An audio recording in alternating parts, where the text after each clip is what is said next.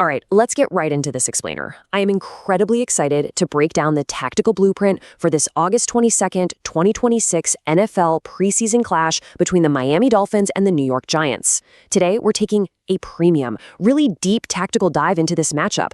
And the central question hovering over this game is honestly absolutely fascinating. How exactly do we evaluate these two teams, their shapes, and their real potential when we just don't have verified regular season data to lean on? We're in late August, and that means uncertainty is literally the name of the game. But uncertainty doesn't mean we can't find clear predictive football signals. We just have to know exactly where to look. Okay, let's dive into this. Here's the agenda for our whiteboard session today. We're going to start by confronting the preseason data reality, then diagnose Miami's offense, test New York on early downs, break down 3 decisive unit matchups, give you the live in-game cues to watch for, and finally, we'll reveal the conditional final verdict. All right, Section 1, the preseason data reality. Look, we've got to address the elephant in the room here, the absolute absence of current season frozen data. Because this is August 2026, we simply cannot lazily rely on historical statistics. Trying to assign last year's expected points added, offensive identity, red zone rates, or special teams performance to this unverified roster, that would be false precision. And this creates a huge contrast between casual viewing and true tactical analysis.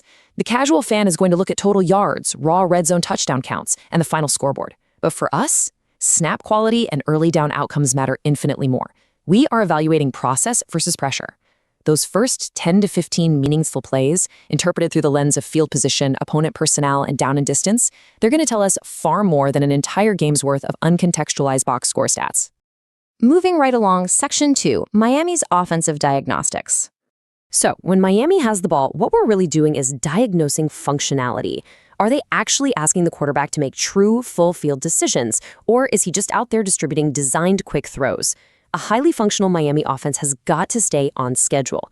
They need to create manageable second and third downs natively without needing some exceptional highlight reel broken tackle to bail them out. Negative runs, first down incompletions, completely unblocked free rushers, and special teams return penalties, those are massive red flags. Why? Because they force predictable, dangerous passing situations. And it's exactly in those predictable situations where pass protection flaws and quarterback processing errors become painfully obvious. This point right here perfectly hits the nail on the head for our evaluation of Miami's offense. Do not let a shiny completion percentage mesmerize you. A quarterback could easily go 8 for 10, right? But if those completions are built entirely on screens and throws behind the line of scrimmage, well, that can completely coexist with weak, totally unsustainable down-to-down efficiency. We absolutely have to separate the designed quick game and boot action from true drop-back processing, where the quarterback is actually reading the leverage of the defense. Okay, up next, Section 3, New York's early down test. Now for the Giants, the key diagnostic is whether their offense can consistently stay on schedule against those run fits. They absolutely have to avoid exposing their quarterback to obvious third and long passing downs. And how do they pull that off? By winning early. So we're tracking yards before first contact, we're closely watching those short yardage conversion rates. Are they creating first downs through contact rather than just crossing their fingers for a single lucky explosive play?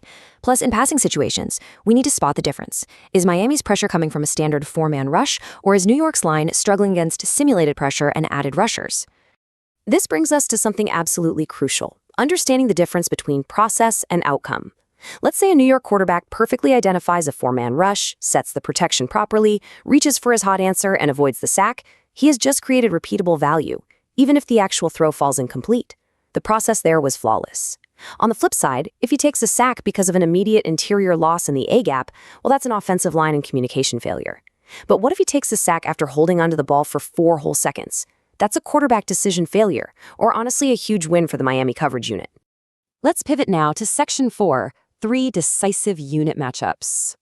We're moving into the specific on-field positional duels that are going to completely dictate the flow of this game once the rotational participation is known. This is the real tactical warfare. We've got 3 main layers of combat here: quarterback versus pressure, the offensive line versus the defensive front, and the skill players versus the secondary. We'll also be keeping a very close eye on a 4th hidden factor: special teams kickoff and punt coverage matching up against return blockers, because that often quietly decides field position battles in August. Starting with that quarterback versus pressure duel, a winning quarterback tonight is going to be the one who recognizes the coverage rotation before the snap even happens.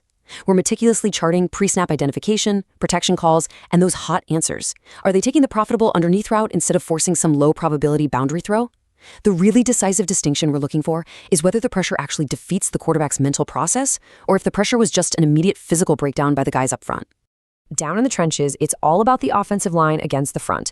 We're heavily evaluating double-team timing and interior handoff communication on stunts and twists. Can they effectively set the edge on early down runs? I'll tell you right now, immediate A-gap leakage or free unblocked runners right up the middle are massive, highly predictive warnings of dysfunction. That is way more concerning than an isolated sack that happens when a quarterback scrambles outside the pocket.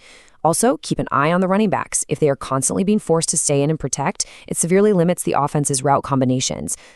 Out wide, we've got the skill players against the secondary. Now, we are completely discounting single, long completions against reserve defensive backs who busted an assignment. That's fool's gold. What we actually want to see is true separation at the route break. Do these receivers understand leverage against zone defenders? Are they finishing through contact? And down in the red zone, where the field shrinks drastically, we're looking at how they handle condensed split releases and tight windows, rather than just tallying up raw touchdown volume. Clean, repeatable route wins, those are the durable signals we're hunting for tonight. All right, Section 5, in-game live cues.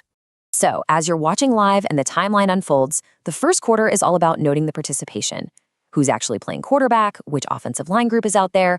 Are they generating positive early down outcomes? Then, throughout the first half, we want to track plays per drive. We really need to find the root of any explosive gains.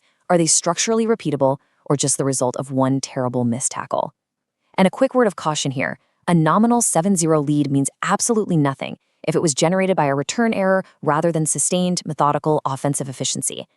By the time we hit halftime, the most important question shifts to how severely the depth charts have rotated. Let's run through a few specific game states you might see. Game state 1, Miami scores first.